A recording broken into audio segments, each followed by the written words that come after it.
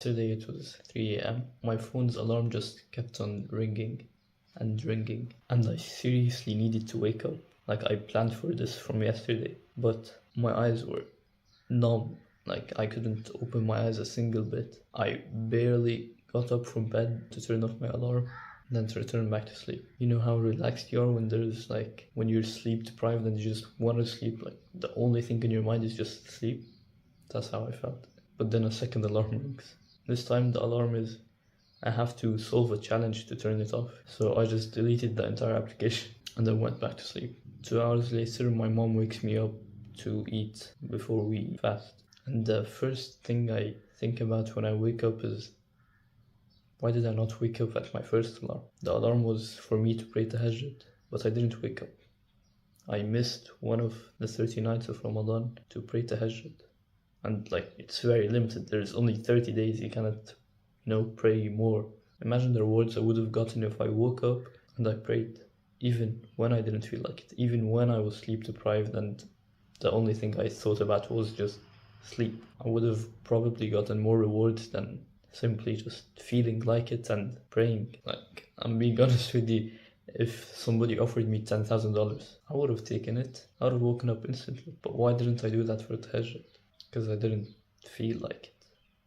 It's like I forgot the immense rewards of praying tahajjud. There was a point in my life like 5 months ago before I made this video where I would read Quran and it would be so meaningful, so insightful, so I feel like I'm using English second language vocabulary here. That's like, it hits really deep, and I would read it and say, I need to read this again. I need to read more Quran. Why am I not doing this?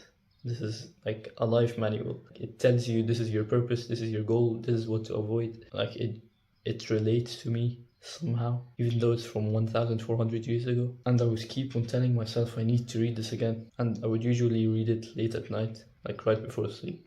So when I wake up, it would be out of my mind. I would forget. I would go the whole week, maybe 2 weeks without reading the Quran. And every time I do read it again, I'm like, I need to read this again. I need to read this again. But I only read it when I felt like it. I didn't have discipline to tell myself, okay, I'm gonna read 5 pages per day, and that's the bare minimum. There's a verse in the Quran which describes this point in my life perfectly. It is as if the lightning were about to snatch away their sight. Whenever lightning strikes, they walk in its light, but when darkness covers them, they stand still.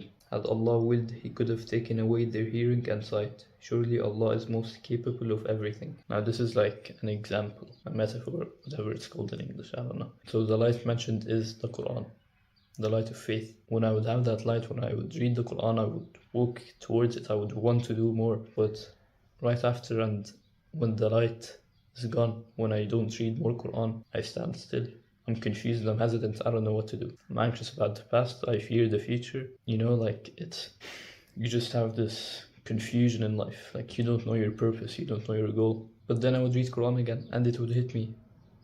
But then I would forget it again. And in any of those points, Allah says He could have taken away my sight.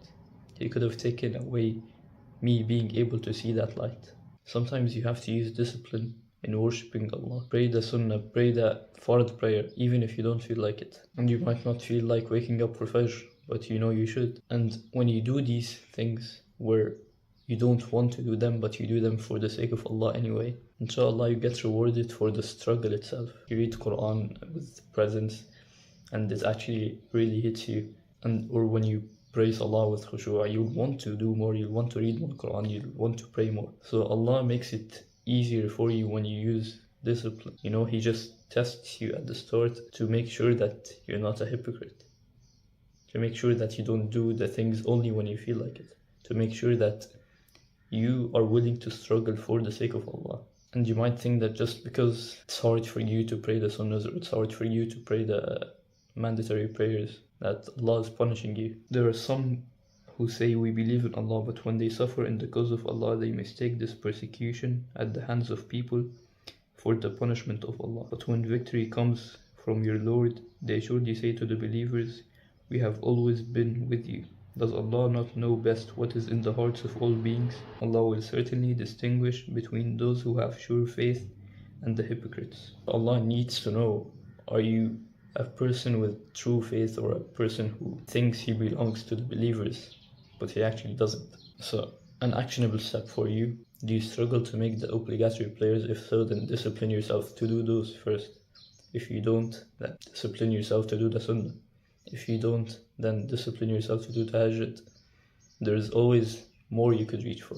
Once you reach a stage where you're comfortable and this becomes your new baseline, just add a little bit more, but don't add too much where you fall. And if you've been on self-improvement and stuff like that, like I used to go to the gym 2 hours per day, no problem, but praying the sunnahs, I would see it as a very hard chore, way harder than 2 hours in the gym. So like, you discipline yourself to go to the gym, you discipline yourself to take cold showers, but why don't you discipline yourself in the way of Allah, for the sake of Allah?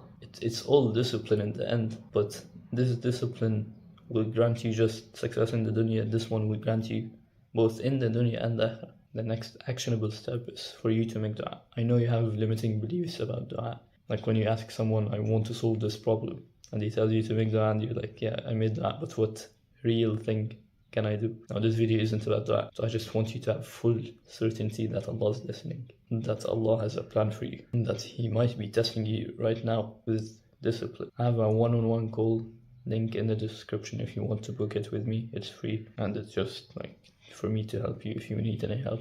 I made a daily routine which you can follow in Ramadan, so click this video and watch it. By the way, it's not easy. Join the Discord as well.